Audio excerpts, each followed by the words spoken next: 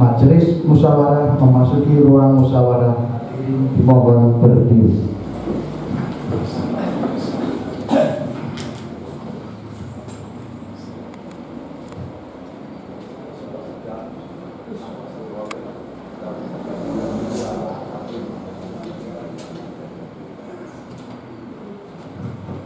Hadirin dipersilakan duduk.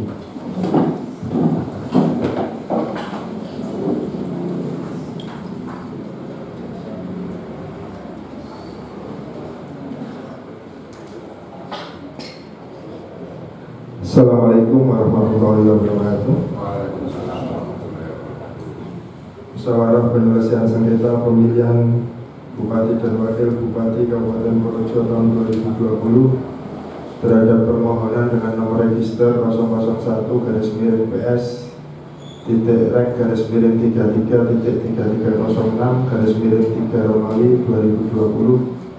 pada hari ini Senin tanggal 9 bulan Maret tahun 2020 pukul 9.40 dinyatakan dibuka dan terbuka untuk umum.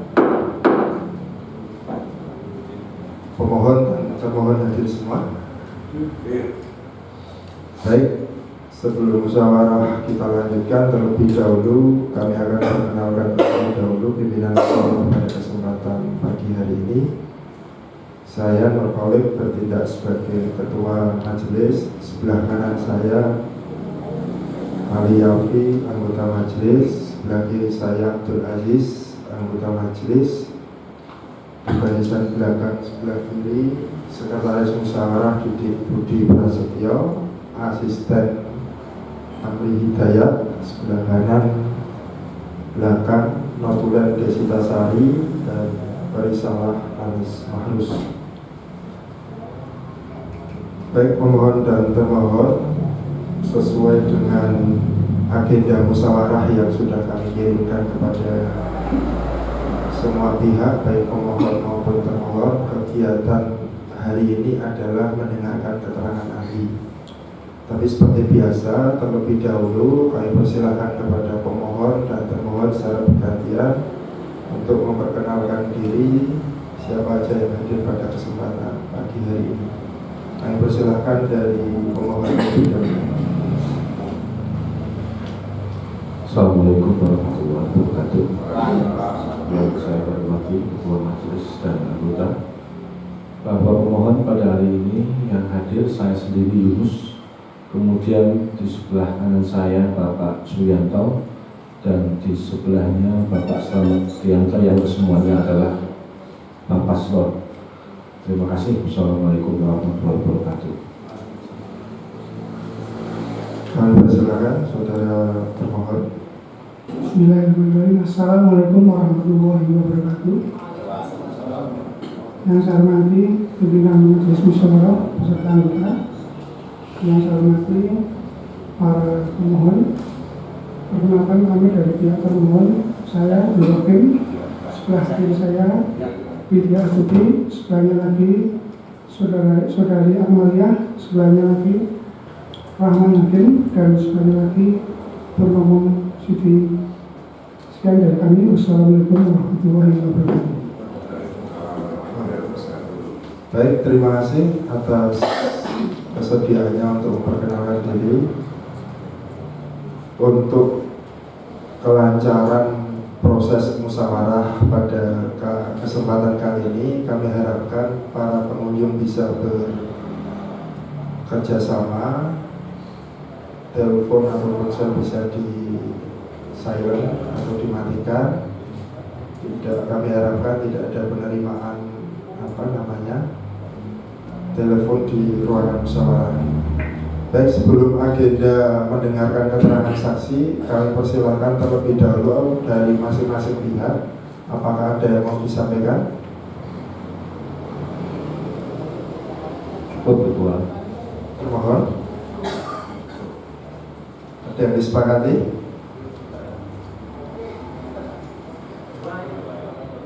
Belum. Baik, kalau begitu kita hadirkan saksi ahli untuk bersama-sama kita dengar keterangannya pada kesempatan pagi hari ini. Kami persilahkan panitia musyawarah untuk menghadirkan ahli ke ruangan musyawarah.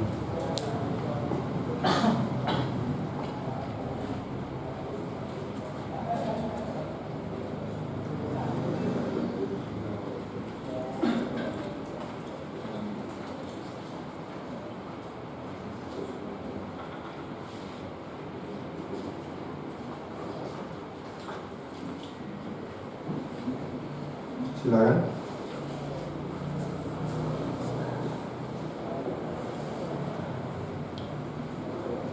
Baik, sebelum agenda mendengarkan keterangan ahli, saudara ahli terlebih dahulu kami tanyakan apakah saudara ahli bersedia untuk disumpah dan menandatangani berita acara sumpah. Baik, sebelum kita ambil sumpahnya, terlebih dahulu pimpinan musyawarah akan memeriksa identitas, kemudian surat tugas dan hal-hal lain yang mendukung kehadiran ahli. Kami persilakan maju ke depan, saudara ahli.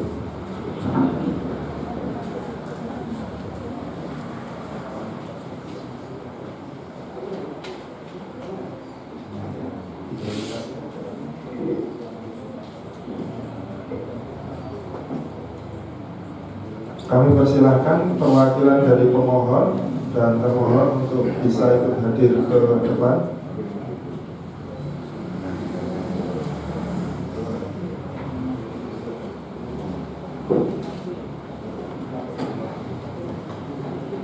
Perwakilan saja saya pikir tidak apa-apa.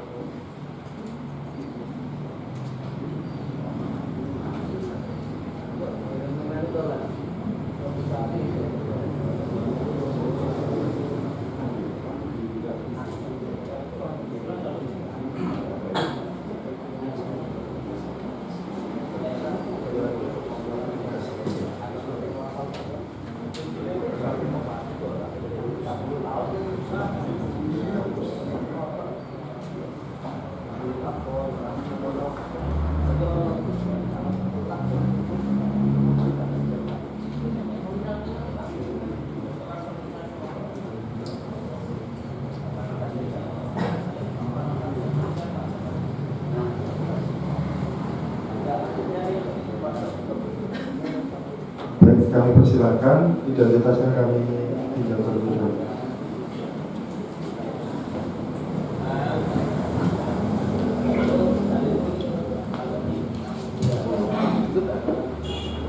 Bagaimana pemohon dan termohon bisa dilanjutkan?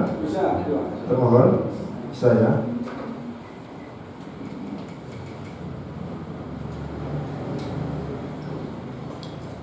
Baik, terlebih dahulu kami tanyakan identitasnya.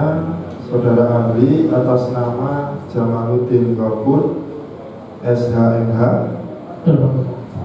tempat tanggal lahir Situbondo 5 April 1986, jenis kelamin laki-laki, status perkawinan menikah, agama Islam, alamat Jalan Taman Siswa nomor 158 Yogyakarta, pekerjaan dosen Universitas Islam Indonesia, Dewan Pengarah Pusat Studi Hukum dan Konstitusi. Betul ya? Baik, kami persilakan untuk kita ambil sumpahnya terlebih dahulu. Kami mohon asisten musyawarah akan membantu.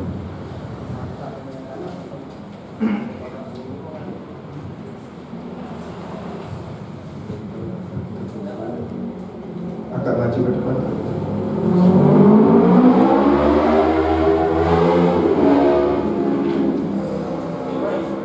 Ikuti kata-kata saya. Demi Allah saya bersumpah Demi Allah saya bersumpah sebagai ahli bahwa saya akan memberikan keterangan sebenarnya sesuai dengan keahlian saya. Terima kasih. Saya persilakan untuk menandatangani berita acara sumpah sebagai ahli.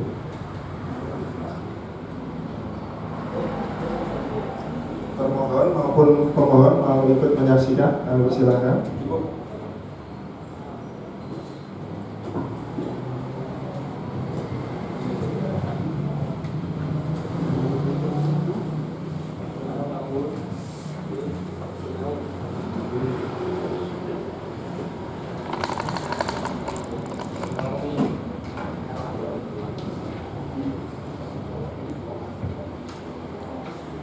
Baik, sebelum memberikan keterangan yang dibutuhkan dalam musyawarah ini, terlebih dahulu kami sampaikan atau kami persilakan kepada ahli untuk memperkenalkan diri, jati diri saudara ahli, kemudian keahlian saudara, riwayat pendidikan, pekerjaan, dan lain sebagainya. Kami persilakan. Baik, terima kasih Pak Ketua. Assalamualaikum warahmatullahi wabarakatuh. Selamat pagi dan salam sejahtera bagi kita semua. Perkenalkan, nama saya Jamaluddin Farbur. Saat ini saya selaku dosen di Fakultas Hukum UII di Departemen Hukum Tata Negara. Saya spesialisasinya mengampu mata kuliah Hukum Kepartaian dan Pemilu. Saya S1 angkatan 2004 di Fakultas Hukum UII, lulus 2008, dan S2 juga kebetulan di UII, lulus 2009, dan dari 2016 sampai hari ini saya tercatat sebagai mahasiswa doktor di Fakultas Hukum UII Jakarta. Begitu. Terima kasih.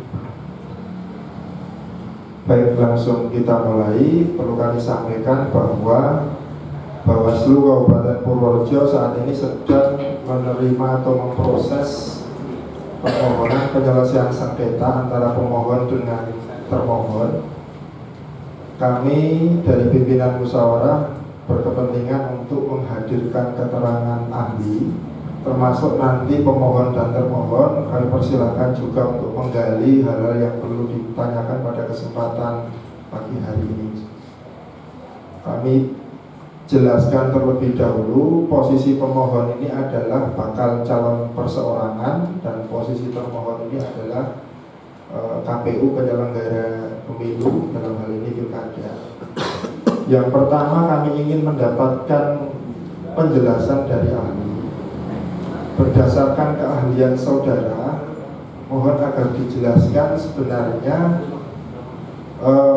tata kelola atau pengaturan calon perseorangan dari sisi konstitusi itu sebenarnya seperti apa? Baik, terima kasih Pak Ketua. Jadi pertama, kalau kita melihat kepada aturan yang tertinggi dalam negara, yaitu konstitusi kita, maka pengaturan tentang pemilu kada itu diatur dalam pasal 18 ayat 4 konstitusi, yang di situ dikatakan gubernur, bupati, wali kota masing-masing sebagai kepala daerah dipilih secara demokratis. Itu ketentuan konstitusionalnya. Nah, ketentuan konstitusional ini lalu dalam perjalanan sejarah ketatanegaraan kita itu mengalami banyak multitafsir, terutama pembahasan tentang dipilih secara demokratis. Akhirnya kemudian muncul gugatan ke Mahkamah Konstitusi tahun 2004 yang meminta tafsir apakah pemilihan secara demokratis itu harus tafsirnya adalah pemilihan secara langsung atau boleh dipilih oleh DPRD. Lalu keluarlah putusan 72 dan 73 yang Mahkamah Konstitusi menafsirkan bahwa pemilihan secara demokratis itu boleh dengan cara pemilihan langsung maupun tidak langsung oleh DPRD. Itu sebenarnya untuk mengakomodir beberapa daerah seperti Yogyakarta yang secara historis dia memang untuk posisi gubernur dan wakil gubernur itu diposisikan sebagai status istimewa sehingga pemilihannya tidak melalui pemilihan langsung. Oleh karena itu dulu tahun 2014 itu kita pernah DPR dan Presiden membentuk Undang-Undang Nomor 22 Tahun 2014 yang merubah sistem pemilu kada kita dari langsung menjadi pemilu oleh DPR. Tapi lalu kemudian itu dianulir oleh Perpu Nomor 1 2014 yang kemudian Perpu itu ditetapkan menjadi undang-undang oleh Undang-Undang Nomor 1 2015. Itu satu. Yang kedua, perdebatan di dalam pasal 18 ayat 4 itu juga mengenai siapa yang berhak menjadi calon. Kalau untuk konteks pilpres dan konteks pemilu legislatif itu clear.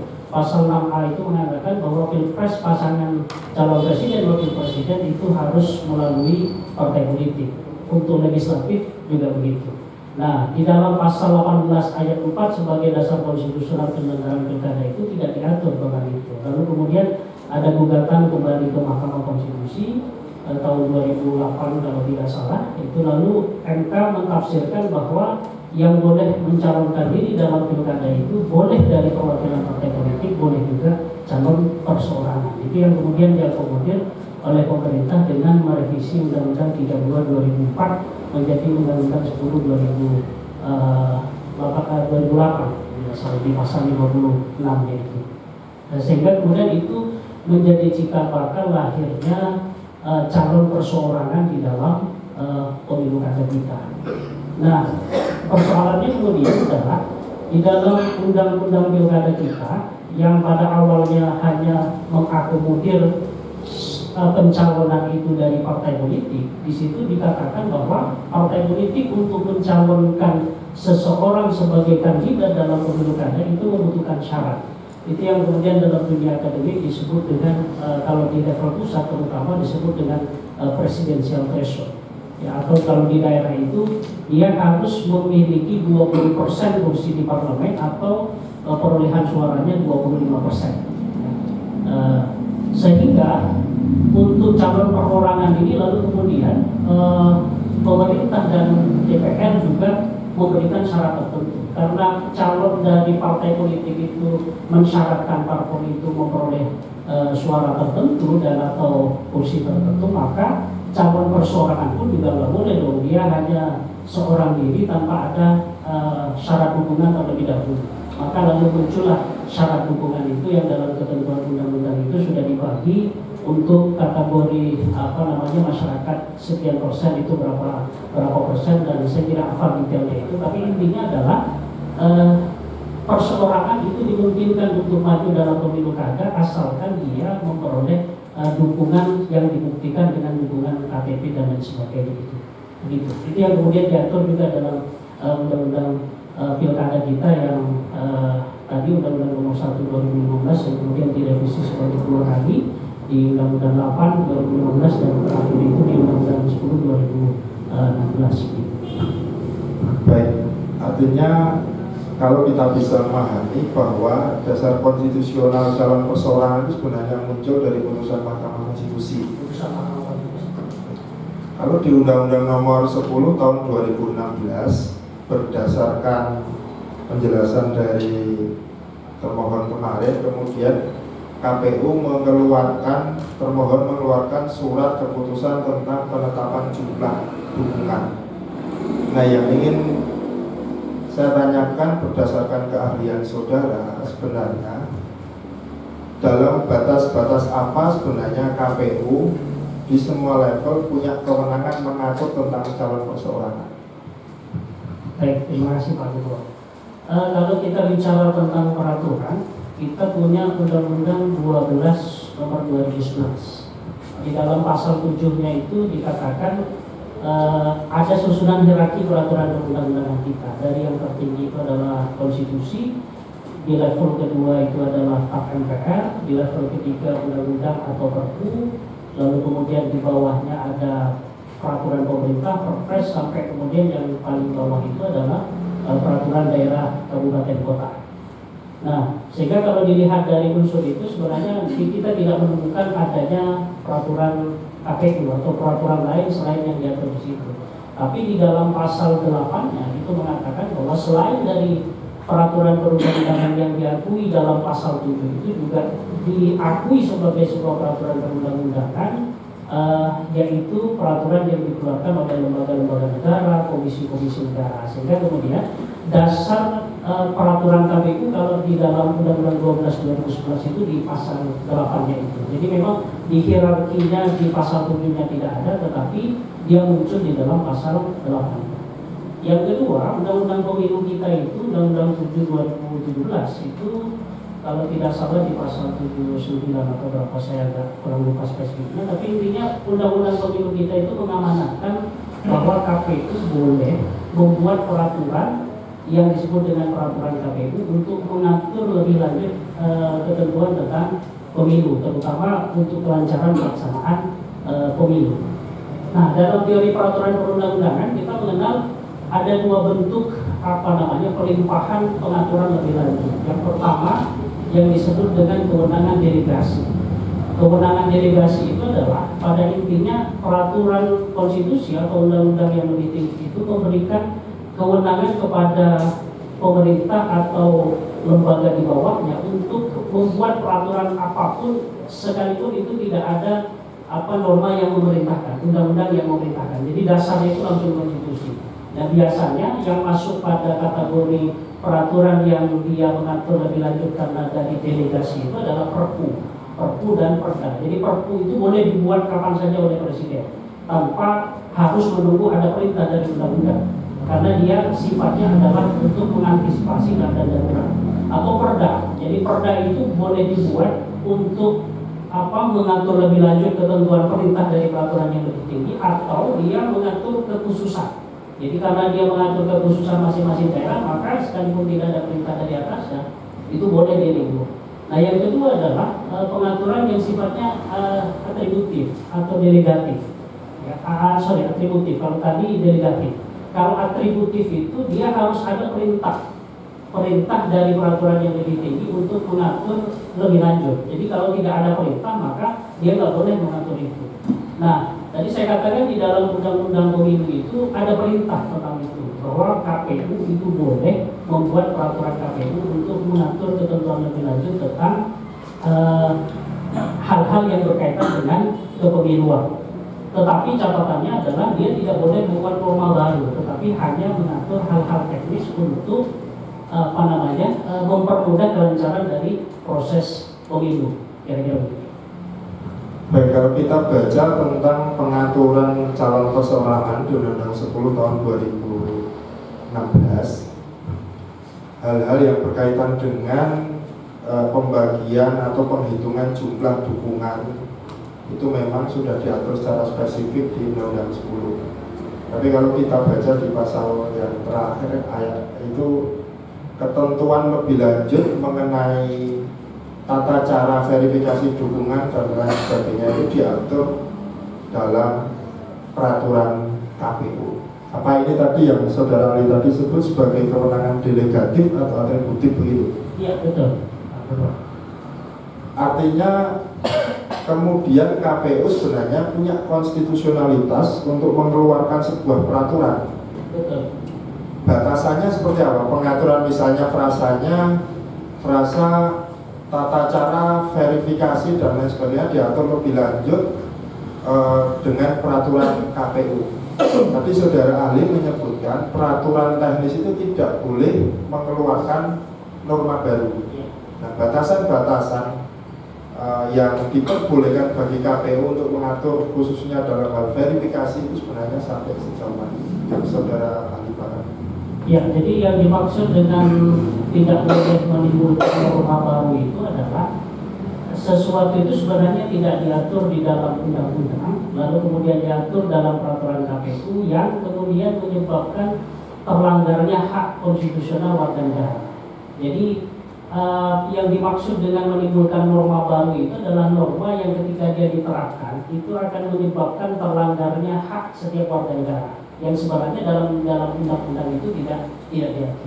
Sehingga peraturan yang boleh dilakukan itu hanya menerjemahkan lebih lanjut ke hal-hal yang sifatnya teknis terhadap ketentuan dalam undang-undang, PP dan Perpres kalau itu ada, sehingga sifatnya itu lebih kepada sifat teknis untuk menjabarkan lebih lanjut konsep-konsep teknisnya begitu. Jadi tidak kemudian menimbulkan norma baru, sebagai contoh konkret misalnya menimbulkan persyaratan baru.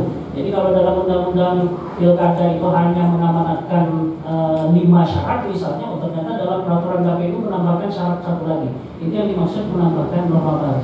Tapi kalau yang diatur itu bukan syarat baru atau sesuatu yang menyebabkan timbulnya kerugian hak terhadap warga negara, itu tidak masuk pada kategori itu. Tapi itu masuk pada kategori untuk mengatur ketentuan teknis untuk memudahkan operasional di lapangan. Baik, saudara ahli. Tadi saudara ahli artinya kita bisa memahami, setidaknya saya bisa memahami bahwa peraturan KPU jelas punya konstitusionalitas sebagai dasar untuk mengatur lebih lanjut ini. Betul. Dalam penyelenggaraan pemilu, kita juga sering dengar ada yang istilahnya surat keputusan, surat edaran, dan lain sebagainya. Nah, dari hierarki aturan perundang-undangan yang dikenal di sistem peraturan hukum negara kita, posisi SK, surat edaran, dan lain sebagainya itu sebenarnya seperti apa? Ya, kalau kita merujuknya ke Undang-Undang Pemilu, di situ tadi saya katakan di pasal 79, saya kurang pas untuk pasalnya. Tapi dia mengatakan begini, bahwa KPU itu diberikan kewenangan untuk membuat peraturan KPU. Jadi spesifik di situ. Makanya delegasi pembentukan atau atribusi pembentukan peraturan perundang-undangan itu kan bisa dilakukan melalui 3 cara. 1, lembaganya disebutkan sekaligus bentuk peraturannya. Lalu yang kedua, undang-undang itu hanya menyebutkan lembaganya saja, tapi bentuk apa peraturannya itu tidak disebutkan. Misalnya di Undang-Undang Mahkamah Konstitusi dikatakan MK berwenang membentuk peraturan untuk mengatur kelancaran persidangan, tapi apa bentuk aturannya itu tidak jelas. Apakah harus peraturan Ketua Mahkamah Konstitusi atau peraturan Mahkamah Konstitusi sendiri. Jadi yang disebut itu hanya lembaganya. Nah, tipe yang ketiga itu hanya menyebut jenis peraturannya, tapi tidak menyebut lembaganya. Nah, untuk kewenangan KPU itu dua-duanya disebut, yaitu dia menyebut KPU berwenang untuk mengatur lebih lanjut melalui peraturan KPU. Ya, jadi kalau melihat kepada itu berarti kalau dasarnya adalah undang-undang, maka yang boleh dibuat oleh KPU itu adalah peraturan KPU. Lalu kemudian KPU menerjemahkan itu melalui pembentuk peraturan KPU nomor 3 tahun PKPU nomor 3 tahun 2017 yang kemudian direvisi yang terakhir itu PKPU 1 2020. Nah, di dalam pasal 64 PKPU itu ternyata mendelegasikan lagi bahwa KPU boleh mengeluarkan keputusan surat edaran gitu. Jadi dalam posisi itu maka sebenarnya keputusan Bawaslu itu juga konstitusional. Jadi dia memang tidak didelegasikan langsung oleh undang-undang, tapi dia didelegasikan oleh peraturan KPU. Jadi memang secara peraturan perundang-undangan itu boleh. Jadi undang-undang mendelegasikan ke PP, PP ke Perpres, Perpres nanti ke peraturan menteri dan sebagainya. Termasuk dalam konteks pemilu juga begitu. Jadi kalau kita rujukannya undang-undang pemilu, dia hanya mengatakan diatur melalui peraturan KPU, tapi peraturan KPU juga dibolehkan dia untuk mengatribusikan kembali pengaturan lebih lanjutnya itu melalui surat keputusan KPU. Sehingga dalam konteks itu keputusan KPU juga menjadi konstitusional karena dia dilandasi oleh peraturan KPU, yang peraturan KPU itu juga konstitusional karena dia dilandasi oleh undang-undang pemilu. Baik, yang berkaitan dengan permohonan sengketa ini secara spesifik barangkali kita ingin dapatkan keterangan dari keahlian saudara ahli. KPU telah mengeluarkan PKPU nomor 18 tahun 2019 tentang pencalonan yang di dalamnya juga mengatur tentang calon perseorangan. Kemudian direvisi dengan PKPU nomor 1 tahun 2020. Salah satu yang kemudian ada di PKPU 18 itu adalah mengatur soal mekanisme verifikasi dukungan yang tadi disebutkan saudara ahli, yang untuk mempermudah barangkali KPU memunculkan ada yang namanya sistem informasi pencalonan. Menurut pandangan ahli, sistem informasi pencalonan ini kan tidak kita temukan di Undang-Undang 10 tahun 2016, tapi ada di PKPU nomor 18 tahun 2019, termasuk yang terakhir di PKPU 1 tahun 2020. Dalam pandangan ahli, apakah silon ini punya konstitusionalitas, kemudian punya sifat mengikat, atau bisa disebut ini sebagai norma baru atau tidak? Baik, terima kasih Pak Ketua. Jadi normanya itu adalah dukungan. Norma undang-undangnya itu bahwa setiap calon independen itu harus didasarkan pada basis dukungan minimal. Normanya itu. Tapi kemudian bagaimana KPU menerjemahkan dukungan itu bisa dilakukan secara lebih teknis. Misalnya tadi menggunakan sistem informasi, misalnya dan menggunakan perkembangan teknologis. Jadi menurut saya posisi sistem informasi pencalonan di situ tidak membuat norma baru, karena dia tidak mengatur tentang syarat pencalonan, tapi dia hanya menjadi media yang digunakan oleh KPU untuk memantau terhadap bukti dukungan pencalonan begitu. Sehingga pada aspek itu menurut saya itu tidak menimbulkan norma baru. Jadi itu hanya media saja yang pada awalnya dilakukan secara manual, tetapi kemudian mungkin seiring dengan perkembangan teknologi KPU butuh untuk juga memodernisasi pengelolaan pemilu, sehingga lalu kemudian didukung oleh media perkembangan teknologi itu sendiri gitu. Dan itu kan sebenarnya bukan hanya terjadi pada pelaksanaan pilkada sekarang, tapi di pelaksanaan pilek kemarin itu juga sudah digunakan oleh KPU begitu untuk proses verifikasi pencalonan anggota DPR RI, DPRD dan DPRD Kabupaten Kota. Artinya ketika PKPU mengatur soal norma mengatur soal sistem informasi pencalonan silon, kemudian ada SK yang mengatur soal itu, dari sisi peraturan perundang-undangan sebenarnya punya konstitusionalitas begitu ya. Punya konstitusionalitas. Dengan basic pemahaman sebagai kewenangan atributif KPU untuk mengatur soal itu. Betul. Baik, dari saya sementara itu kami persilahkan Pak Aliyafi untuk memperdalam.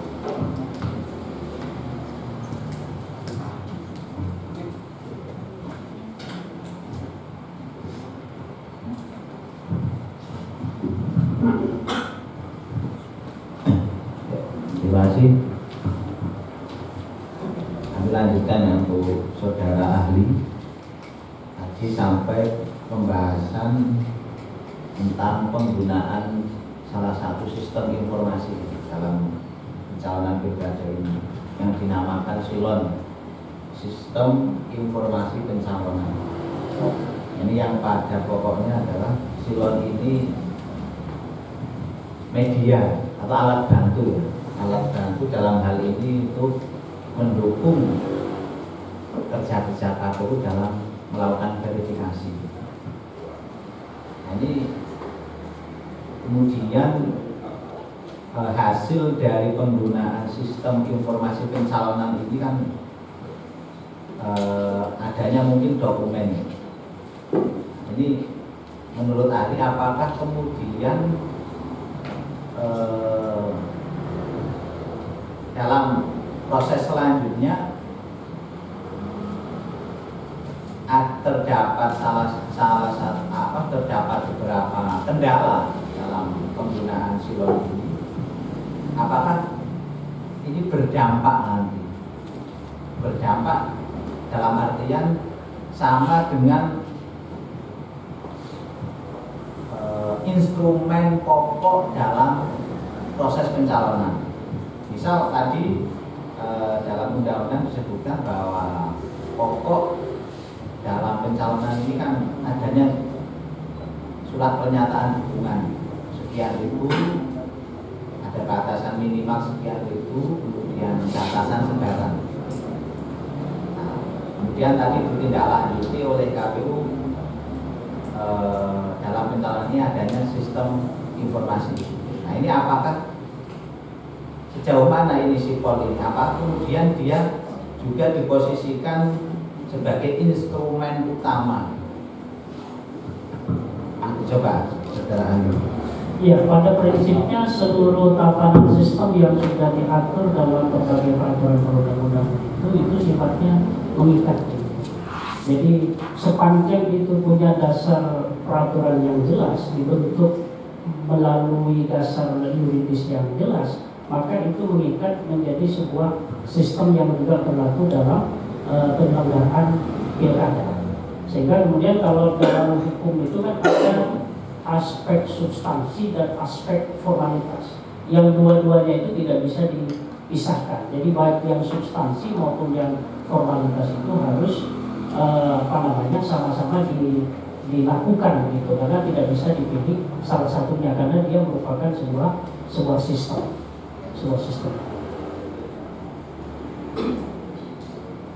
Jadi nggak bisa dipisahkan ya antara substansi dan formalitas. Kemudian tadi ya,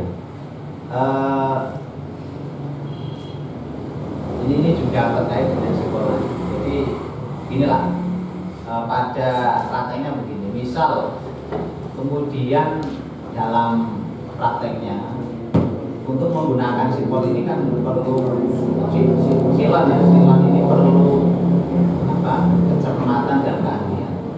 Kemudian ada kendala secara teknis yang kemudian tidak bisa dipenuhi seluruhnya. Apakah kemudian itu bisa kemudian digantikan secara manual, yang mana substansinya itu bisa dipenuhi dengan tadi adanya dalam hal ini pencalonan ini kan masih tahap penyerahan syarat dukungan untuk calon perseorangan. Substansinya ini bisa dipenuhi, tapi memang prosesnya ini administrasinya ada kendala. Baik, terima kasih. Jadi adanya hukum itu, terutama peraturan yang tertulis itu kan untuk memberikan kepastian, kepada seluruh para pihak yang berkepentingan. Tetapi jangan lupa bahwa hukum itu fungsinya bukan hanya semata-mata untuk memberikan kepastian. Secara teoretik kita mengenal selain untuk memberikan kepastian, hukum itu juga bicara keadilan dan kemanfaatan. Ya? Yang secara idealita mestinya tiga hal ini bisa berseiringan. Artinya penerapan sebuah peraturan itu yang menimbulkan kepastian, menimbulkan keadilan, dan kemudian menimbulkan kemanfaatan. Tapi dalam tataran prakteknya ini tidak mudah. Bahkan yang sering terjadi adalah antara kepastian dengan keadilan terutama itu sering bentrok. Artinya secara tataran normatif ini memberikan kepastian, tapi dari aspek kemanfaatan dan bahkan keadilan itu mencederai. Salah satu contoh misalnya begini, yang di bidang pemilu beberapa putusan MK yang kemudian menganulir hal-hal yang sifatnya teknis prosedural itu karena dianggap melanggar keadilan itu, misalnya salah satunya tentang KTP. Dulu di pemilu 2009 itu kan dikatakan bahwa pemilih hanya boleh dia menggunakan hak pilihnya kalau dia masuk di DPT atau DPT tambahan, ya kan? Lalu waktu itu ada sebagian warga negara menggugatnya kenapa? Karena sistem di KPU ternyata tidak bisa menjangkau terhadap seluruh masyarakat yang punya hak pilih untuk bisa didata. Nah, padahal secara konstitusional hak pilih itu merupakan hak paling prinsip dalam konstitusi.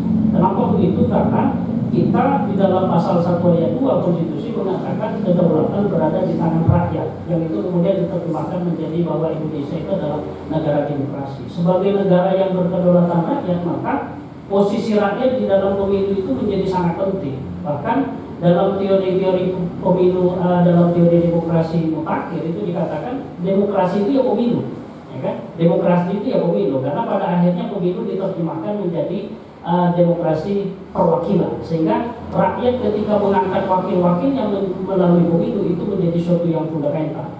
Oleh karena itu waktu itu MK mengatakan boleh orang tidak masuk DPT, tapi asal dia secara substantif bisa menunjukkan bahwa dia adalah warga negara yang dia sudah cukup umur memenuhi kualifikasi, dia boleh dia mencoblos gitu.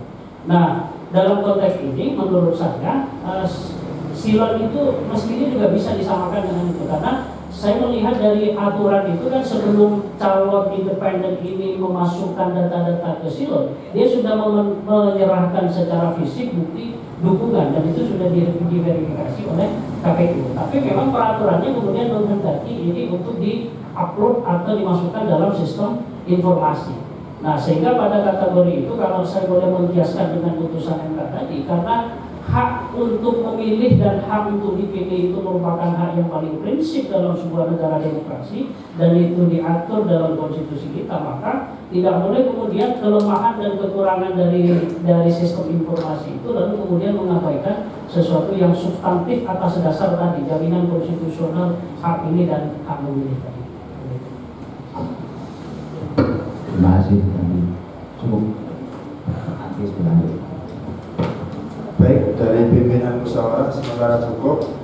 Berikutnya kami persilakan dari pemohon terlebih dahulu untuk barangkali ada hal-hal yang prinsip yang mau dimintakan keterangan kepada ahli. Kami persilakan.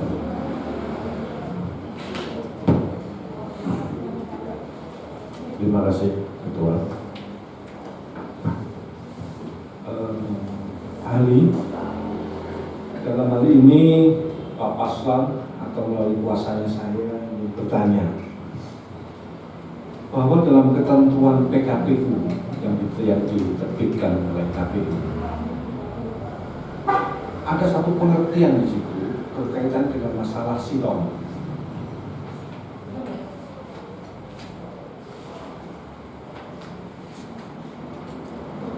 Saya bacakan ahli ya. Sistem informasi pencalonan yang selanjutnya disebut silon adalah seperangkat sistem informasi yang berbasis jaringan untuk mendukung KPU provinsi atau dan KPU kabupaten kota dalam melakukan verifikasi kelengkapan pemenuhan dukungan bakal pasangan calon persoalan. Selanjutnya di bab berkaitan dengan masalah persyaratan tadi penyerahan dukungan disebutkan di situ, khususnya di huruf C mengatakan input data dukungan melalui silon adalah bakal pasangan calon perseorangan wajib, ya ada kata wajib di sini, wajib menginput dukungan melalui silon dengan langkah-langkah sebagai berikut yang terurai. Yang saya tanyakan, bagaimana hukum atau keabsahan daripada silon setelah kemudian paslon ini melakukan upload, sedangkan pada proses upload tersebut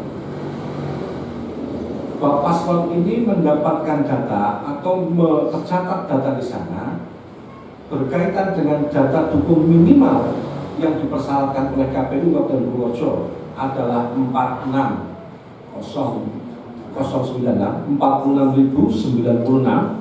sedangkan Pak Paslon mampu mengupload sebanyak 46.614. Terlepas dari jumlah Pak Paslon yang sudah melebihi dari nilai minimal, silon atau sistem informasi ini sangat terdukung dengan berbagai macam fasilitas, termasuk di dalamnya adalah ketika ada data dukung yang sama, maka silon akan menolak. Itu pertama. Yang kedua, artinya pada saat dilakukan upload silon, maka paslon telah memenuhi standar minimal yang ditetapkan oleh KPU. Namun setelah kemudian dilakukan pengecekan fisik, jadi saya perlu luruskan tadi ahli mengatakan bahwa setelah dicek kemudian diupload. Kalau di Purworejo tidak, jadi di silon dulu, diupload dulu, kemudian baru dilakukan proses verifikasi pengecekan manual. Berkas dari 46.600 14 yang disilon, kemudian secara fisik naik menjadi 47.000. Namun setelah dilakukan pengecekan ternyata berkurang, adanya satu bentuk alasan-alasan yang tidak sesuai, alasan yang kurang dan sebagainya, hingga mencapai 42.000 sekian. Bagaimana menurut Anda? Keabsahan silon atau keabsahan dari pengecekan? Terima kasih. Baik, jadi memang silon itu hanya sebuah media untuk memasukkan bukti-bukti dukungan dari calon perseorangan. Tetapi silon sendiri sekalipun sudah dia didesain sedemikian rupa, misalnya tadi tidak bisa memasukkan data ganda itu, artinya dia pasti tertolak. Tetapi di dalam aturan itu tetap harus ditindaklanjuti pengecekannya secara manual oleh pihak penyelenggara pemilu, dalam konteks ini adalah KPU.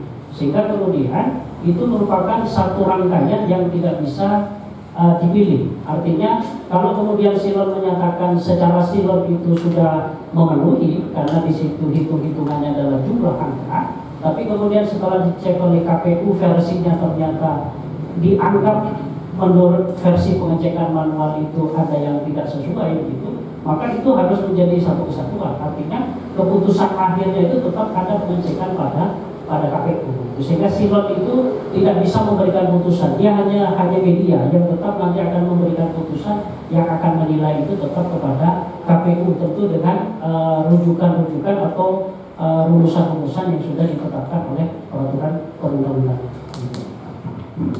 Baik, terima kasih. Walaupun terlepas itu ada kewajiban ya, ada kewajiban bagi Pak Paslon untuk melakukan upload di silon. Baik, saya pertanyaan yang kedua berkaitan dengan permasalahan mengenai pemberlakuan dari peraturan maupun ketentuan-ketentuan yang dibuat oleh KPU. Dipahami atau diketahui bahwa KPU di Kabupaten Purworejo sebelumnya telah melakukan sosialisasi. Sosialisasi ini berkaitan dengan satu bentuk peraturan ketentuan, dalam hal ini berkaitan dengan ketentuan yang PKPU nomor apa juga ya, yang tahun 2019, artinya termasuk berkaitan dengan juklak, juknis dan sebagainya. Bahwa proses sosialisasi baik itu silon, baik itu tata cara proses verifikasinya atau tata cara pengurutan dan sebagainya itu telah dipahami sebelumnya oleh Pak Paslon dengan ketentuan-ketentuan yang ada di PKPU 2019. Namun demikian, adanya satu perubahan dari PKPU 2020 terkesan bahwa KPU ini tidak melakukan sosialisasi, di mana pemberlakuannya dihitung sangat terlambat bagi Pak Paslon. Misalkan, artinya pemberlakuan PKPU 2019 yang dipahami oleh Pak Paslon, kemudian baru dipahami kembali pemberlakuannya di PKPU yang 2020 pada saat proses 1 hari sebelum penyerahan berkas. Sebelumnya KPU hanya memberikan salinan kopi PKPU tersebut tanpa ada pemberian materi sosialisasi yang semestinya itu harus dilakukan oleh KPU. Di sini kemudian terjadi satu miskomunikasi antara KPU dengan Pak Paslon berkaitan dengan tata cara proses pengurutannya, di mana di tahun 2019 ada satu formulir B11 yang tidak atau ikut diurutkan, namun sebagai satu syarat saja. Namun di PKPU 2020 yang diketahui oleh Bapak Paslon pada tanggal saat penyerahan, B11 merupakan syarat yang harus dipenuhi sebagai satu bentuk urutan. Menurut ahli, hal ini apakah dapat dikatakan sebagai satu bentuk ketentuan yang harus dijalankan, di mana pada hasilnya telah merugikan kepentingan daripada Bapak Paslon? Terima kasih. Baik, terima kasih. Jadi di dalam hukum itu kita punya asas yang namanya fiksi hukum. Asas fiksi hukum itu bahwa pada intinya tidak boleh seseorang itu melakukan pelanggaran hukum lalu tidak dihukum hanya gara-gara saya tidak tahu hukum. Jadi kalau mendasarkan pada asas itu, maka sebenarnya ketika peraturan itu sudah disahkan oleh KPU, maka sebenarnya pada saat itulah semua warga negara yang berkepentingan dianggap tahu, sekalipun secara ekstrem yang boleh dikatakan belum disosialisasikan. Ya, karena pemberlakuan sebuah peraturan itu bukan pada setelah dia disosialisasikan, tapi setelah dia diterbitkan dalam lembaran negara. Itu secara yuridis, sehingga kemudian sosialisasi yang kesannya mendadak misalnya dari penyelenggara pemilu itu lalu kemudian tidak bisa menghapuskan bahwa peraturan ini mengikat, kira-kira begitu. Tapi ya tadi saya ingin memberikan pandangan dari konsep teori bahwa satu-satunya fungsi untuk memberikan kepastian itu kan bukan satu-satunya fungsi hukum, bukan satu-satunya fungsi hukum. Memang secara yuridis bahwa ketika peraturan itu sudah ditetapkan, dia mengikat mau kita tahu atau tidak tahu, dia mengikat. Tetapi memang harus dipahami bahwa dalam konteks apa yang tadi disampaikan, ini kan adanya semacam transisi begitu. Ada semacam waktu transisi yang idealnya itu kan kalau kita bicara pemilu, idealnya peraturan itu sudah ada terlebih dahulu, baru kemudian penyelenggara pemilu ini melaksanakan apa yang sudah diatur itu, sehingga kemudian para pihak yang berkepentingan itu sudah siap. Nah, tapi dalam pemilu kita itu kan tidak. Jadi antara pembuatan peraturan dengan pelaksanaan itu hampir berbarengan. Bahkan Undang-Undang 7 2017, Undang-Undang Pemilu itu kan dia selesai beberapa hari sebelum tahapan pemilu itu dilakukan, dan itu diakui sendiri oleh beberapa kali saya ikut di forum-forum KPU itu mengatakan bahwa KPU itu cukup kesulitan untuk mempersiapkan aturan-aturan turunannya ketika undang-undang organiknya itu baru selesai di hari-hari terakhir penyelenggaraan pemilu.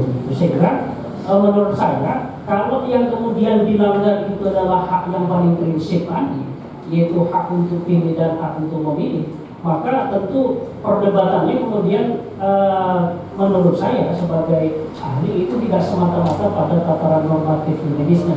Karena kalau pada tataran yuridis normatifnya ya tadi seperti itu, bahwa kita punya fiksi hukum, sepanjang hukum itu tidak diberlakukan secara retroaktif ke belakang, maka dia berlaku.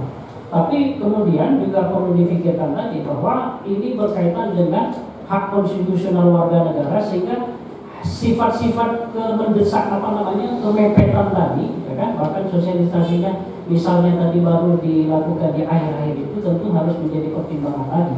Artinya jangan sampai kemudian tadi bahwa secara prosedural ini sangat mepet sekali sehingga kemudian merugikan para pihak, sehingga menyebabkan jaminan hak konstitusional yang paling fundamental itu terlanggar hanya karena tadi, ya kan, yang seharusnya peraturan selesai dulu, ya kan, baru kemudian pelaksanaan. Ini kita melakukan antara pembuatan peraturan dengan pelaksanaan pemilu sendiri itu bahkan hampir berbarengan gitu.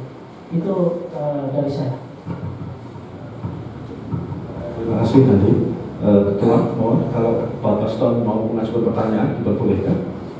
Boleh, kami silakan. Terima kasih Ketua Majelis. Kami ingin bertanya kepada ahli bahwa di dalam PKPU nomor 12 tahun 2019 persyaratan dukungan di sini disebutkan hanya menggunakan B1 KWK dan penghitungannya itu sesuai dengan penyebaran dan memenuhi jumlah minimal dari 4696. Namun demikian di dalam pedoman teknisnya itu dicantumkan harus sesuai dengan formulir B11 KWK, yang mana di dalam peraturan di KPU-nya tidak menyebutkan itu merupakan suatu sanksi atau menjadikan tertolak ataupun gagal. Bagaimana menurut pendapat ahli bahwa aturan di atasnya tidak menyebutkan sanksi, tapi di pedoman teknisnya menimbulkan sanksi karena bahwa dukungan B1 KWK yang memuat fotokopi KTP dan tanda tangan dukungan tidak sesuai dengan B1 KWK saat itu dinyatakan menjadikan TMS. Itu yang saya pahami. Pertanyaannya tadi, bahwa pedoman teknis yang menimbulkan sanksi yang mana aturan di atasnya PKPU-nya tidak ada sanksi tersebut. Bagaimana pendapat ahli bahwa sanksi ini merupakan tindakan menurut kami merasa terzolimi karena di PKPU-nya tidak ada, pedoman teknisnya membuat sanksi. Intinya bagaimana pendapat ahli bahwa aturan Mohon terima kasih pertanyaan saya itu bagaimana pendapat ahli. Sekian, terima kasih. ahli jangan dipaksa untuk menilai kasus yang kita hadapi, jadi sifatnya ya umum saja. Dalam artian mungkin kita sederhanakan, ketika ada versinya pemohon ada pertentangan antara di PKPU dengan di Juknis begitu kan? Itu bagaimana? Jangan dipaksa kemudian menilai ahli untuk menilai secara spesifik begitu. Ahli bisa memahami ya, ketika ada yang bertentangan antara Juknis dengan PKPU. Nah ini bagaimana, ada konflik kontradiksi peraturan ini bagaimana? Begitu maksudnya ya, mohon ya. Kami persilakan ahli. Ya. Jadi pada prinsipnya antara peraturan KPU dan keputusan KPU itu dua hal yang secara peraturan perundang-undangan dia diakui. Peraturan KPU itu dasarnya adalah Undang-Undang Pemilu, lalu keputusan Bawaslu itu dasarnya adalah PKPU.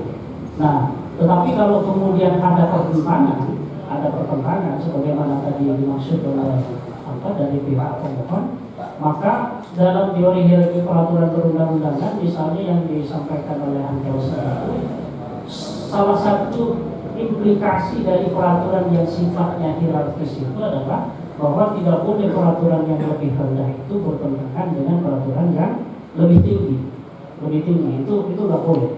Oleh karena itu konsekuensinya kemudian kalau aturan yang di bawahnya itu bertentangan dengan peraturan yang lebih tinggi, maka dia harus dinyatakan batal demi hukum. Tapi catatannya adalah untuk menyatakan bahwa itu bertentangan atau tidak, itu nggak bisa tafsir peperangan. Jadi dia harus dimintakan pengujiannya ke lembaga peradilan. Kalau dalam konteks undang-undang terhadap undang-undang dasar itu forumnya di Mahkamah Konstitusi, tapi kalau peraturan di bawah undang-undang terhadap undang-undang atau peraturan yang lebih tinggi itu di forumnya di Mahkamah Agung. Jadi secara prinsip tidak boleh ada peraturan yang lebih rendah itu bertentangan dengan peraturan yang lebih tinggi. Tapi catatannya tadi, forum untuk menyatakan bahwa itu memang betul terjadi pertentangan, sekali lagi tidak bisa didasarkan pada tafsir peperangan. Dari pemohon cukup? Sementara cukup. Baik, berikutnya kami persilahkan dari pihak termohon untuk menggali apa yang mau digali dari ahli. Kami persilahkan.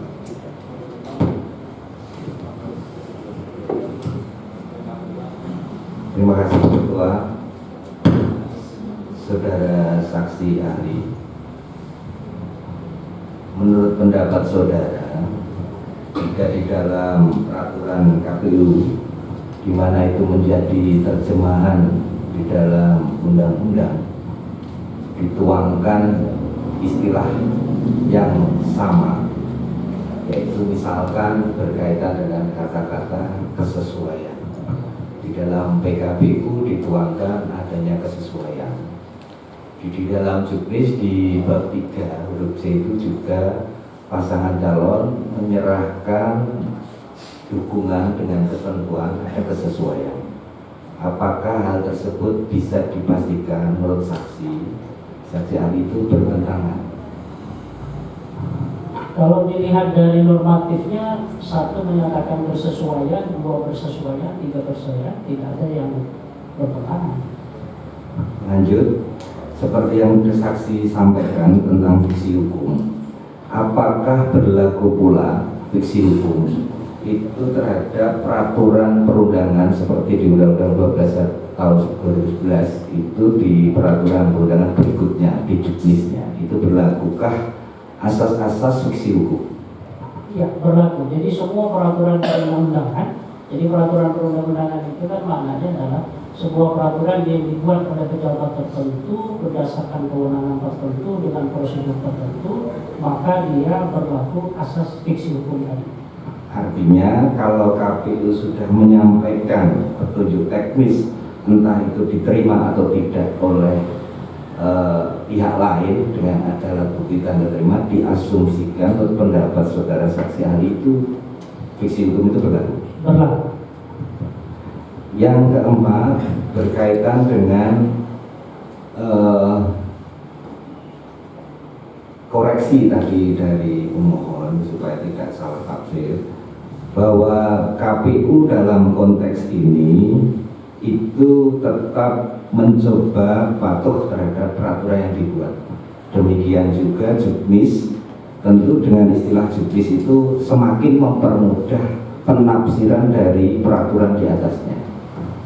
Lalu kemudian di dalam proses ini agak teknis saudara saksi ahli untuk mengkoreksi saja, bahwa proses yang dilakukan oleh pemohon itu adalah mengupload dukungan yang ada di formulir B1, di mana B1 itu ada KTP dan surat dukungan tertanda tangani, kemudian diupload di silon seperti saudara pemohon sampaikan sejumlah 46614, melampaui dari yang sudah ditentukan yaitu 46096. Yang ingin saya tanyakan sebenarnya bahwa angka 47 yang disampaikan pemohon itu bukan dalam konteks penguploadan di silon. KPU patuh pada juknis yang kita buat. Apa yang sudah dituangkan di dalam aplikasi silon otomatis berbasis database KTP dan surat dukungan. Itulah yang disebut dukungan, dan itulah yang kemudian dicek apakah sesuai dengan yang dituangkan di dalam silon. Apakah menurut saudara itu tindakan yang tidak atributif terhadap undang-undang?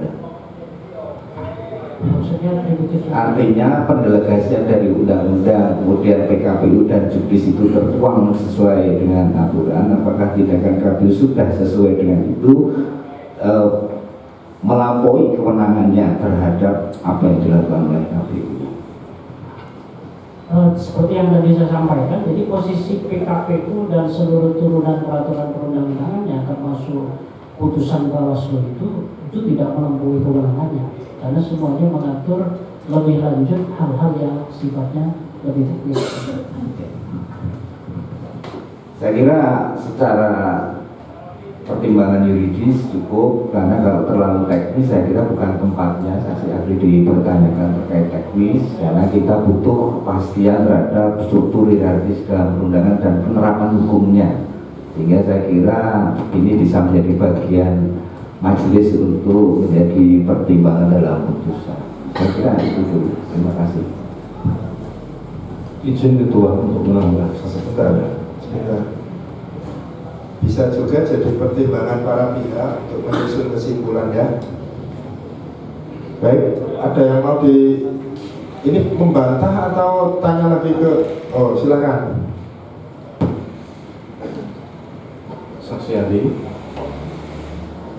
Seperti tadi saksi ahli yang jelaskan. Sebentar pemohon, kami sampaikan saksi ahli jangan diminta menilai hal-hal yang sangat teknis kasuistik ya. Bukan, tetapi pada kapasitas keahlian beliau. Baik. Seperti tadi yang saksi ahli sampaikan berkaitan dengan asas fiksi hukum yang ada di undang-undang, termasuk kaitannya dengan adanya asas atau tidak ada unsur pemaaf bagi yang mereka tidak tahu. Namun demikian dipahamkan bahwa ketentuan undang-undang yang dimaksud dengan asas fiksi hukum tadi tentunya mengadopsi dari kapan diberlakukannya undang-undang tersebut. Jadi tidak serta-merta kemudian dipukul rata bahwa asas fiksi hukum itu maka bagi siapa yang tidak tahu itu resiko mereka bagi yang tidak, atau tidak ada unsur pemaaf di dalamnya. Namun apabila yang dimaksud dengan ketentuan undang-undang ini diberlakukan pada tanggal 21 Februari ya. Atau PKPU diberlakukan pada tanggal 21 Februari, kemudian diterapkan juklak atau jukis berikutnya pada tanggal yang tidak pernah kita tahu kapan itu, sedangkan sebelumnya PKPU-nya KPU Purworejo mengeluarkan juklak dan jukis KPU Purworejo, namun yang ini tidak pernah dikeluarkan. Apakah batasan 21 Februari sampai dengan 23 Februari pemohon ini mengeluarkan atau membuat syarat dukungan, apakah termasuk bisa dikategorikan fiksi hukum yang sifatnya memang terus dijalankan karena kapasitas kemampuan pengetahuan masyarakat tentunya tidak selama 3 hari. Terima kasih.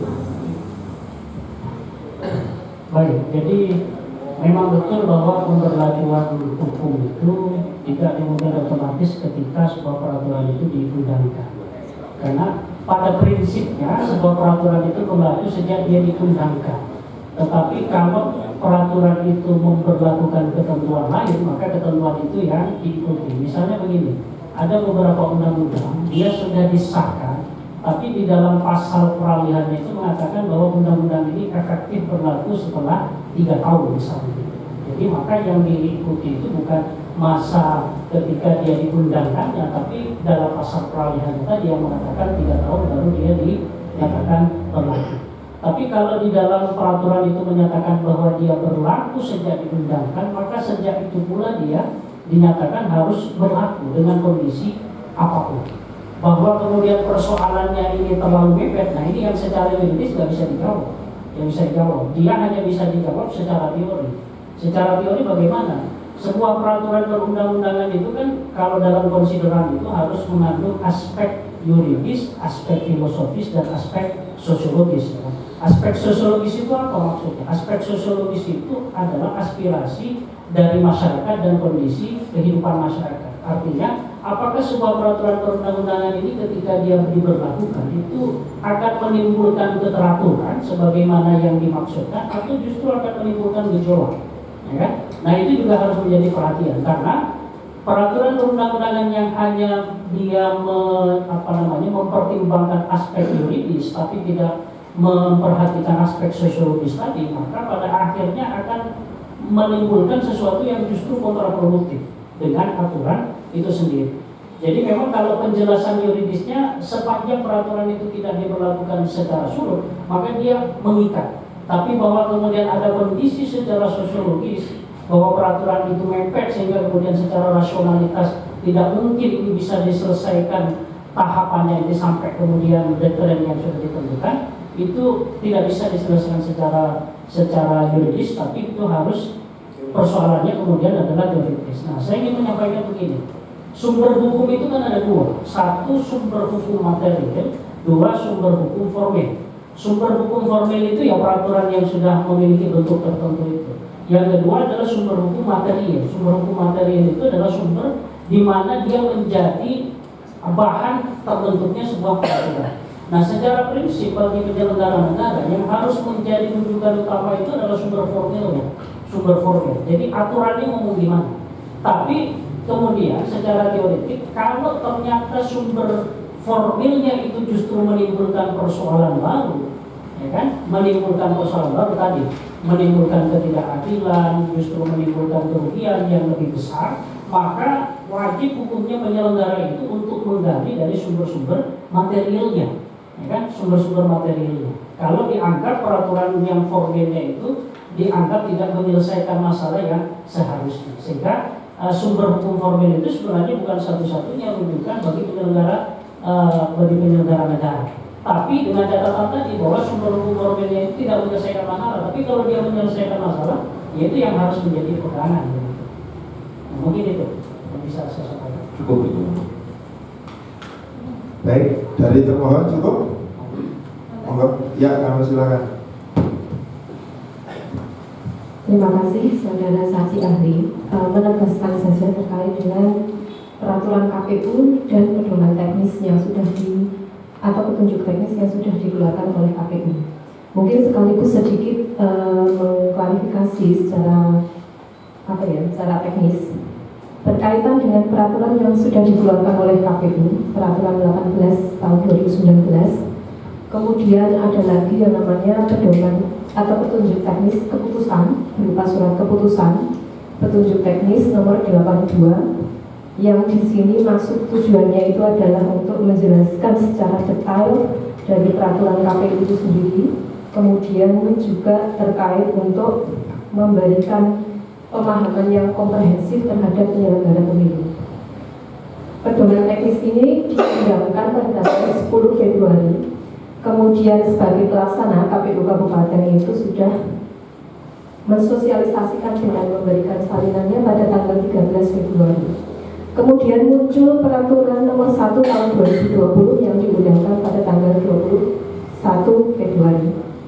Yang itu tidak bertentangan dengan pedoman teknis atau menjelaskan pedoman teknis nomor 82 keputusan KPU. Ini bagaimana menurut ahli ketika KPU sebagai pelaksana, KPU Kabupaten sebagai pelaksana kan pasti harus secara hierarkis mempedomani peraturan yang sudah dibuat sendiri. Ya betul, jadi seperti yang tadi saya sampaikan bahwa baik peraturan maupun keputusan KPU itu sama-sama punya dasar legitimasi hukum. Jadi secara yuridis keberadaannya itu diakui dalam Undang-Undang 12 2011 itu dasarnya pasal 8 tadi, dalam Undang-Undang PKPU kalau yang keputusan itu di pasal 64 kalau tidak salah. Jadi secara status peraturan dua-duanya sah menjadi peraturan perundang-undangan yang berlaku. Lalu pertanyaannya, bagaimana posisi KPUD? Ya kan? Karena yang mengeluarkan itu adalah KPU pusat. Karena itu merupakan instrumen hukum yang dibuat oleh KPU dan KPU pusat punya kewenangan untuk itu, maka seluruh stakeholder yang menjadi bagian dari proses pemilu, apakah itu penyelenggara maupun calon, itu terikat terhadap peraturan itu. Baik, dari pemohon dan termohon cukup. Saya ingin menambah sedikit penjelasan dari ahli. Tadi ahli sedikit menyinggung soal atau menerangkan soal hal yang substansial dan hal yang prosedural. Dalam konteks penerapan sebuah peraturan, apabila terjadi konflik antara hal-hal yang substansial dengan hal-hal yang prosedural, menurut pandangan ahli, penyelesaiannya semestinya seperti apa? Ya baik, mungkin saya ingin berangkat dari penjelasan pasal 1 ayat 3 Undang-Undang Dasar kita. Itu kan pasal yang menjelaskan bahwa Indonesia adalah negara hukum. Pasal itu baru muncul setelah konstitusi kita dirubah. Dulu ketentuan tentang Indonesia sebagai negara hukum dalam konstitusi yang lama itu tidak muncul di pasal, tapi muncul di penjelasan. Bedanya apa? Dulu di dalam Undang-Undang Dasar kita yang lama, pengaturan tentang Indonesia sebagai negara hukum yang diatur dalam penjelasan itu dikatakan Indonesia adalah negara hukum dalam kurung Reichsstaat, bukan negara kekuasaan dalam kurung Master. Jadi di situ sudah dikunci bahwa tipe negara hukum kita itu adalah Reichsstaat. Nah, sementara ketika terjadi proses amandemen, ketentuan dalam penjelasan itu lalu kita angkat dalam pasal karena penjelasan itu kita hapuskan. Karena menurut MPR kita pada waktu itu nggak umum, ada konstitusi tapi ada penjelasan. Biasanya penjelasan itu hanya di level undang-undang peraturan ke bawah. Nggak ada negara satupun yang punya konstitusi lalu ada penjelasan. Nah, ketika ketentuan negara hukum itu diangkat dalam pasal 1 ayat 3, kata-kata Reichsstaat itu sudah hilang. Jadi di situ hanya dikatakan Indonesia adalah negara hukum. Lalu pertanyaannya apa konsekuensinya? Secara teori kan kita punya dua paham tentang negara hukum. Satu model Reichsstaat, satu model the rule of law, yang itu muncul dalam dua tradisi yang berbeda. Reichsstaat itu muncul dalam tradisi negara dengan sistem hukum civil law, ya kan, civil law system atau Eropa kontinental, yang basis pembangunan hukumnya itu adalah berdasarkan peraturan tertulis. Maka karena dia basisnya peraturan tertulis, Reichsstaat itu sangat menekankan pada aspek kepastian, Sementara the rule of law itu merupakan tradisi negara hukum yang muncul di negara-negara dengan sistem common law, yang basisnya itu adalah putusan hakim, sehingga tujuan utamanya bukan kepastian tapi keadilan. Nah, sehingga kemudian para ahli itu menyimpulkan bahwa ketika kata-kata restart itu tidak lagi muncul dalam pasal 1 ayat 3 konstitusi, maka bangunan negara hukum yang ingin dibangun di Indonesia itu sebenarnya adalah perpaduan antara restart dengan the rule of law. Artinya apa? Kita tidak lagi semata-mata mendasarkan kepastian hukum itu sebagai tujuan utama, tapi kita ingin menyandingkan secara bersamaan antara kepastian dengan keadilan. Makanya kenapa pasal 24 tentang kekuasaan kehakiman itu dinyatakan bahwa kekuasaan kehakiman itu adalah lembaga untuk menyelenggarakan hukum dan keadilan. Jadi dua-duanya. Nah, bagaimana kemudian teknisnya ketika terjadi pelanggaran prosedural berhadapan-hadapan dengan yang substansial itu? Pada prinsipnya, karena kita itu berdasarkan sistem hukumnya, ya kan, domainnya itu adalah Eropa kontinental, maka peraturan tertulis itu tetap menjadi karakter kita.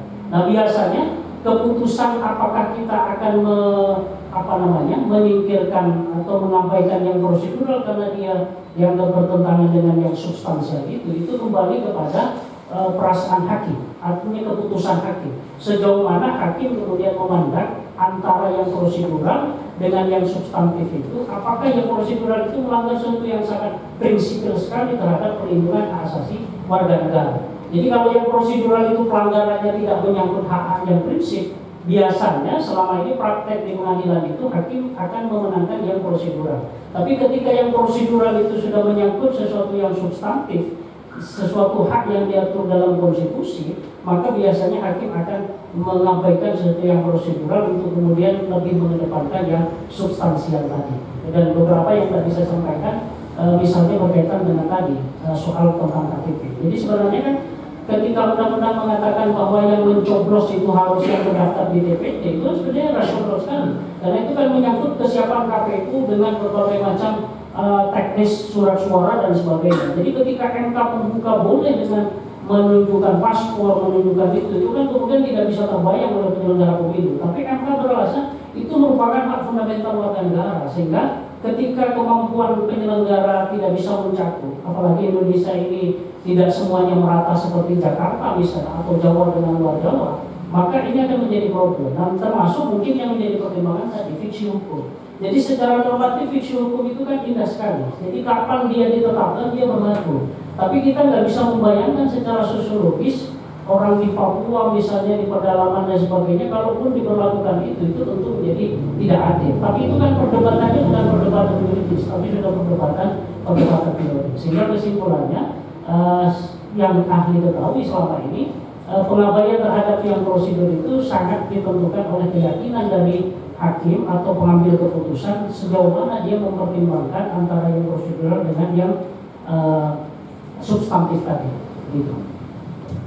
Baik, nah, tadi ahli menyampaikan di forum ini soal tujuan hukum, ada kepastian hukum, keadilan, dan kemanfaatan dari sisi teoritis.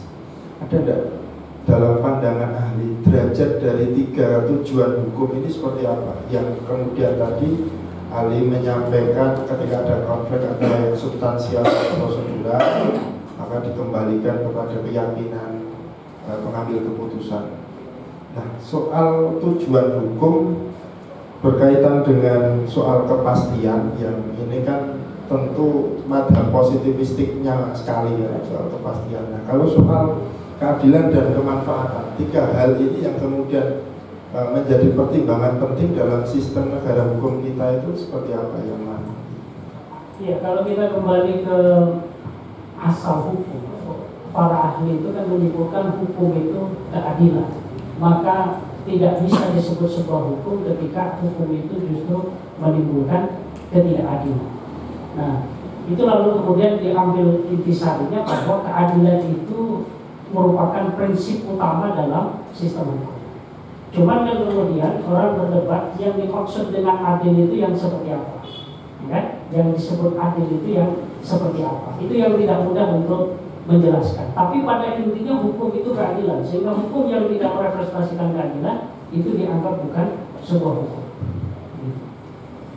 Jadi tadi itu kembali kepada istihad kepada pengambil keputusan kemudian dengan mempertimbangkan banyak aspek tadi. Salah satunya mungkin kalau boleh saya menyampaikan, ketika tadi saya menyitir pasal 18 ayat 4 konstitusi kita, dasar konstitusional pemilu kada itu yang dikatakan di situ pemilihan bupati, gubernur, wali kota dipilih secara demokratis. Nah, salah satu pakar misalnya seperti Robert Dahl itu memberikan kualifikasi apa sih yang disebut dengan demokratis. Dia memberikan dua kualifikasi.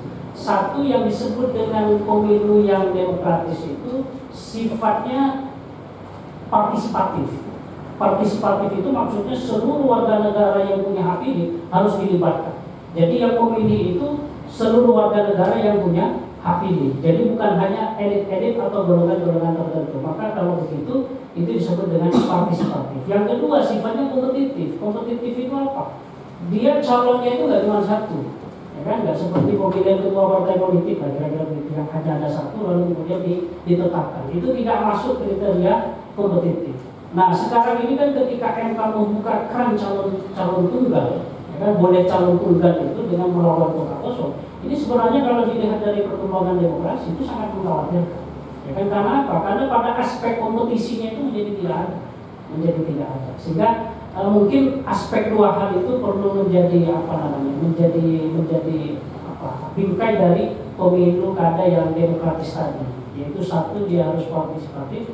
Yang kedua adalah kompetitif, yaitu membuka sebesar-besarnya bagi siapapun yang memiliki kualifikasi tentu harus dilayani untuk ikut berkompetisi dalam sebuah pemilu. Baik, terima kasih. Cukup ya, pemohon. Cukup, termohon cukup. Baik, kami rasa cukup apa yang disampaikan ahli. Kami ucapkan terima kasih sudah memberikan keterangan pada kesempatan siang pagi sampai siang hari ini. Kami persilakan ahli untuk meninggalkan ruangan musyawarah. Terima kasih Pak Ahli.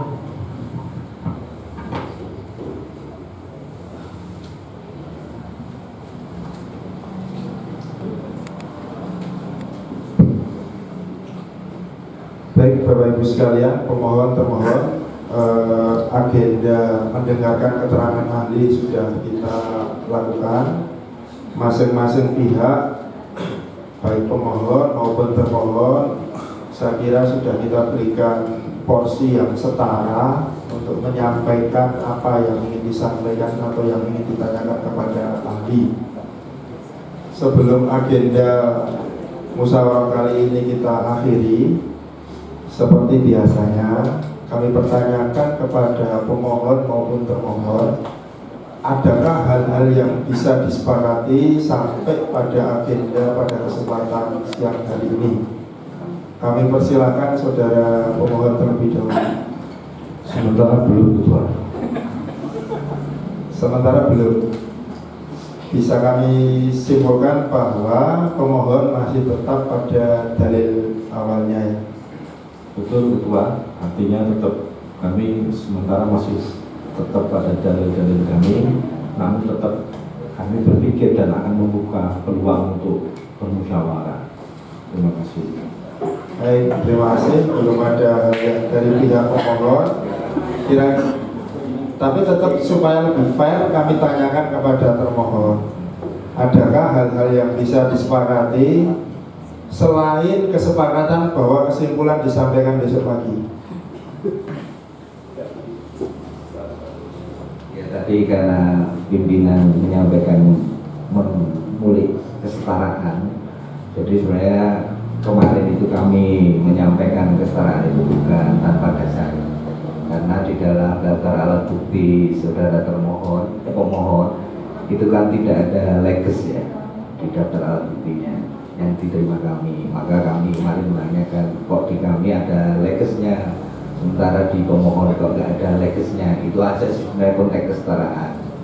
Dan memang kami nggak begitu yakin apakah dipisahkan alat buktinya. Jadi kami memang kesulitan buktinya hanya argumen, tapi kalau lihat buktinya kan memang kita bisa menyatakan tidak dibuktikan disahkan di dalam meja peradilan, meskipun ini belum tentu peradilan umum seperti di hukum formilnya tidak sama dengan di hukum peradilan biasa. Itu saja sebenarnya. Tapi karena di sini kesetaraan lebih pada mengungkap ketidaksetaraannya di situ. Baik, terima kasih. Ada lagi yang mau disampaikan?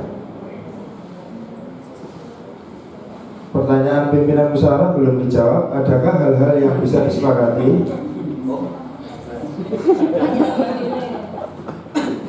Sebagai warga Purworejo yang baik, bertetangga tetap harus senyum. Tetapi di dalam meja Bawaslu, di meja ini saya kira kita tetap jalan dulu aja. Ya. Tidak boleh senyum gitu. Kita tetap berteman di dalam bersama ini. Ya, terima kasih. Terima kasih. Perlu kami sampaikan kepada termohon dan juga pemohon bahwa belum ada hal-hal yang disepakati dari kedua belah pihak.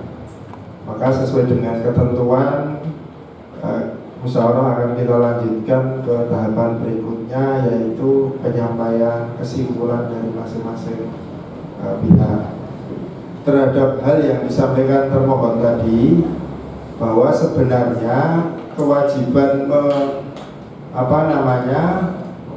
leges itu adalah buktinya, dan kemarin sudah kita sahkan bersama, disaksikan oleh pihak termohon juga. Kenapa kemudian kami minta kepada pemohon maupun termohon untuk membuat daftar alat bukti semata-mata untuk memudahkan proses persidangan ini sebenarnya. Jadi supaya kita tidak bisa membayangkan kalau kemudian kemarin dari pihak termohon yang menyampaikan 34 alat bukti kemudian daftarnya tidak ada, itu nanti butuh waktu berapa lama untuk kemudian menyesuaikan satu persatu. Jadi daftar alat bukti adalah untuk mempermudah proses, tapi material alat buktinya mutlak harus dileges, dan dua-duanya kita perlakukan sama, semuanya dileges. Masing-masing pihak juga sudah mengecek seperti itu. Begitu? Baik, terima kasih pemohon maupun termohon. Sesuai dengan yang kita sampaikan tadi, musyawarah dengan agenda penyampaian kesimpulan dari masing-masing pihak akan kita laksanakan besok pagi sesuai dengan jadwal semula, hari Selasa tanggal 10 Maret 2020 pukul 10 waktu Indonesia Barat. Penyampaian ini berlaku sekaligus sebagai undangan bahwa seluruh Kabupaten Purworejo tidak akan mengundang secara resmi kepada para pihak, baik pemohon maupun termohon.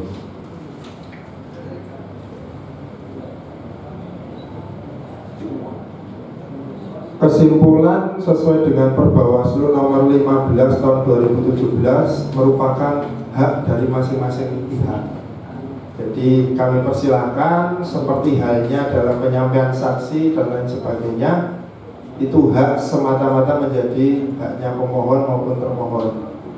Silahkan mau menyampaikan kesimpulan secara tertulis atau lisan, kami persilahkan, agendanya besok pagi.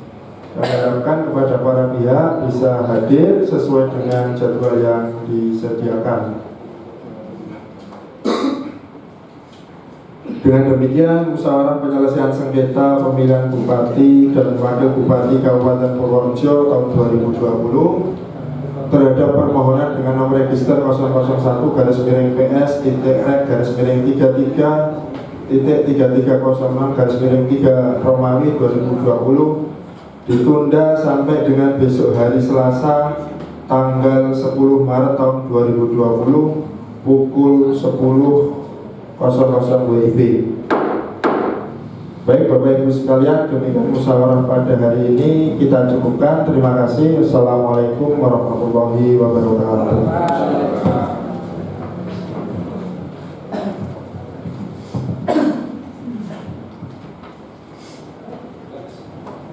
Pimpinan musyawarah meninggalkan ruang musyawarah, hadirin dimohon berdiri.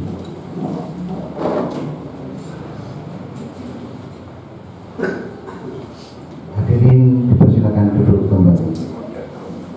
Perlu mengingatkan sekali lagi pada para pihak pemohon dan pemohon, kami nyatakan besok hari Selasa tanggal 10 Maret 2020 sudah bisa siap di ruang Nur Hadi ini pukul 10.00 WIB. Terima kasih. Kami akhiri. Wassalamualaikum warahmatullahi wabarakatuh.